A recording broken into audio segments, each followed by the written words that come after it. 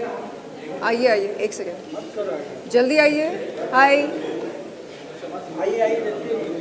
आइए जल्दी आइए जी। बड़ा अच्छा लगता है जब मुझे मेरे काम के लिए सराहा जाता है और सम्मानित किया जाता है, प्रोत्साहन मिलता है बेहतर काम करने के लिए। और मैं तहे दिल से चाहती हूँ कि आगे चलकर एक बहुत ही ज़बरदस्त और काबिल अदाकारा बन सकूं, ताकि आप सबके दिलों में एक ख़ास जगह बना सकूं। मैम, आज बहुत ब्यूटीफुल लग रही है न्यू ड्रेस में। आप क्या कहना चाहेंगे आज के दिन? काफ़ी अगर हम देखें सब गोल्डन डायमंड। हाँ, ये ड्रेस मैंने दुबई से ख़रीदा। बड़ा अच्छा लगता है जब कंट्रोवर्सी के दौरान कुछ अच्छे कॉम्प्लीमेंट्स मिलते हैं, वरना आम तौर पर सिर्फ़ और सिर्फ नकारात्मक ऊर्जा से झेलना पड़ता है। आपको बता दूं मैं कि जो फ़र्ज़ी आरोप मुझ पर लगाया गया था हाल ही में, वो बेबुनियाद है। मैंने साइबर पुलिस से ये गुजारिश करी है कि तत्काल ये पता लगाया जाए कि क्या असल में राखी सावंत के सोशल मीडिया अकाउंट की हैकिंग हुई या नहीं, हाँ या ना। और अगर हैकिंग हुई तो किस आईपी एड्रेस से हुई और किस डिवाइस से हुई। अगर हैकिंग नहीं हुई तो मैं अनुरोध करती हूँ साइबर पुलिस से कि राखी सावंत को कड़ी से कड़ी सज़ा दी जाए। और अगर ये साबित हुआ कि शर्लिन चोपड़ा ने राखी सावंत के सोशल मीडिया अकाउंट की हैकिंग करी है, तो मैं इस अपराध के लिए सज़ा भुगतने को तैयार हूँ। और अगर ऐसा साबित नहीं होता है तो राखी सावंत को कड़ी से कड़ी सज़ा दी जाए। ये मेरा अनुरोध है साइबर पुलिस से। आए दिन वो मुझ पर झूठे आरोप लगा रही है।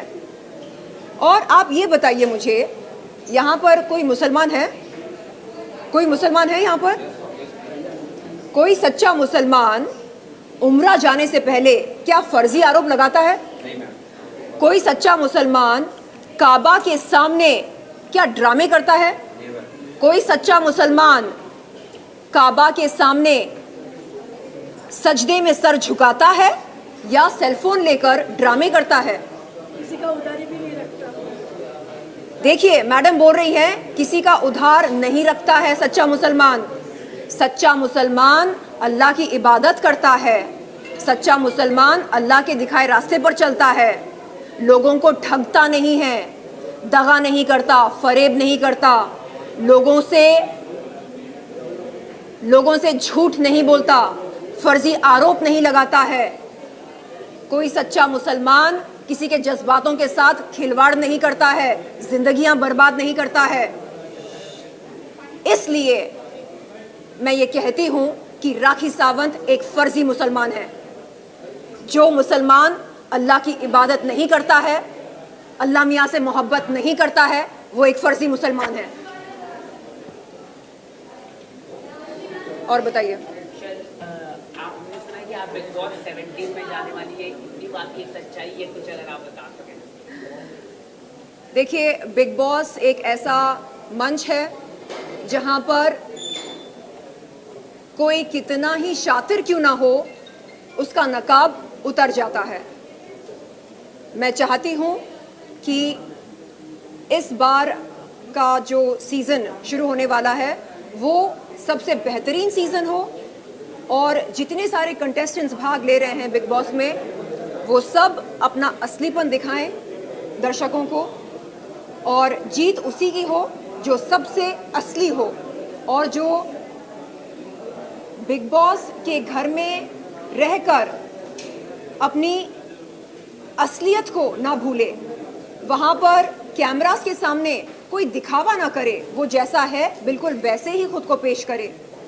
और रही बात मेरी एंट्री की, तो देखते हैं, अगर बिग बॉस मुझे बुलाते हैं तो मैं यकीनन बेशक जाना चाहूँगी, क्योंकि मैं भी चाहती हूँ कि मेरी असलियत और मेरा असलीपन बाहर निकलकर लोगों के सामने आए और तमाम दर्शक देखे कि असल में शर्लिन चोपड़ा कैसी है।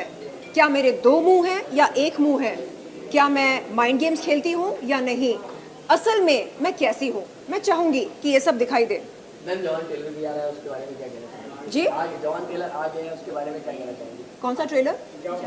जवान। अच्छा, मैं शाहरुख खान और उनकी पूरी टीम को मुबारकबाद देना चाहूँगी और ढेरों शुभकामनाएं देना चाहूँगी।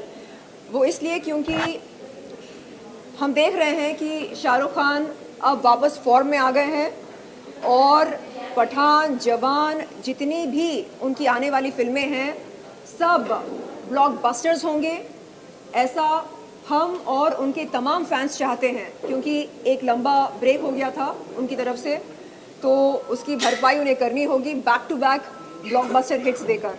तो Shahrukh, we love you and do the very best and we are super proud of you. आपने कुछ वीडियोस देखी जो लोग कमेंट कर रहे थे कि राखी जी मीडिया के सामने आती है, शर्लिन जी के बारे में बोलती है, शर्लिन जी मीडिया के सामने आती है, राखी जी के बारे में बोलती है, इन्होंने एक दूसरे के बारे में बोलते सिर्फ अपनी पब्लिसिटी के लिए। उन लोगों के बारे में आपको क्या है?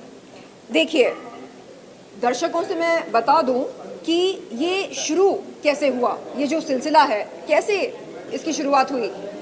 शुरुआत में मैंने एक लड़ाई लड़ी उन लोगों के खिलाफ जिन्होंने मेरा यौन शोषण किया। मैं इंसाफ की गुहार लगाने पुलिस चौकी पर गई। उसने क्या किया? राखी सावंत ने क्या किया? राखी सावंत ने मेरी इस लड़ाई का मजाक बनाकर इसको भंग करने की पूरी कोशिश करी। मैंने उसको 1000 बार बोला कि आप प्लीज साइड हो जाओ, आप गेट क्रैश मत करो मेरी इस लड़ाई को। उसने एक ना सुनी, मेरी इज्जत की धज्जियां उड़ाने की पूरी कोशिश करी उसने, ये कहकर कि शर्लिन चोपड़ा ये है, वो है, ऐसी है, वैसी है। बहुत ही अभद्र भाषा का इस्तेमाल किया उसने, जो मैं यहाँ पर रिपीट नहीं करना चाह रही हूँ। और मैं आपको बता दूं कि इंसाफ की गुहार लगाना हम सब का संवैधानिक हक है। ये हक हमसे कोई छीन नहीं सकता। हाँ, अगर आपके भाई निर्दोष हैं, वो कहती है उसके भाई निर्दोष हैं, अगर आपके भाई निर्दोष हैं तो जांच पड़ताल होने दो, कानूनी प्रक्रिया होने दो। अगर सच में निर्दोष हैं तो उन्हें कुछ नहीं होगा, आप बेफिक्र रहो। लेकिन ये कहना कि नहीं, एक पीड़ित महिला अपनी शिकायत दर्ज करने नहीं जा सकती है पुलिस स्टेशन, ये गलत है। आप किसी से भी उसका संवैधानिक हक नहीं छीन सकते। तो इस लड़ाई में उसने क्या करी? उसने मीडिया के सामने मेरे आपत्तिजनक फोटोज और वीडियोस दिखाकर मेरी विश्वसनीयता को खारिज करने की पूरी कोशिश करी। न केवल उसने बल्कि उसके एडवोकेट फाल्गुनी ब्रह्मभट्ट ने भी इस शर्मसार हरकत में उसका साथ दिया। और 8 नवंबर 2022 के दिन उन दोनों पर अंबोली पुलिस चौकी में एक एफआईआर दर्ज हुई। उस एफआईआर के दर्ज होने के बाद राखी और राजश्री दोनों मेरे घर आते हैं। राखी ने राजश्री के सामने मेरे सामने रोकर माफ़ी मांगा और कहा कि वो अपने किए पर शर्मिंदा है।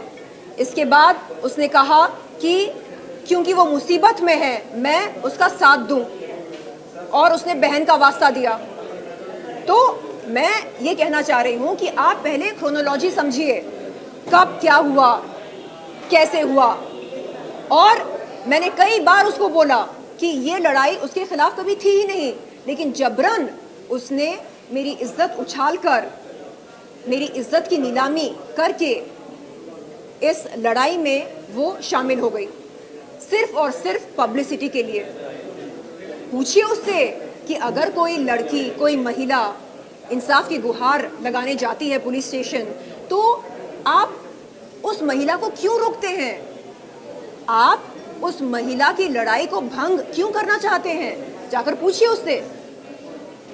पब्लिसिटी की भूखी वो है, फर्जी मुसलमान है वो, पब्लिसिटी की भूखी है। इसलिए मैं कहती हूँ कि अल्लाह मियाँ से मोहब्बत करो, जानो वो क्या सोचते हैं, वो क्या चाहते हैं, और उनके दिखाए हुए रास्ते पर चलो। Thank you ma'am. जी, थैंक यू, थैंक यू।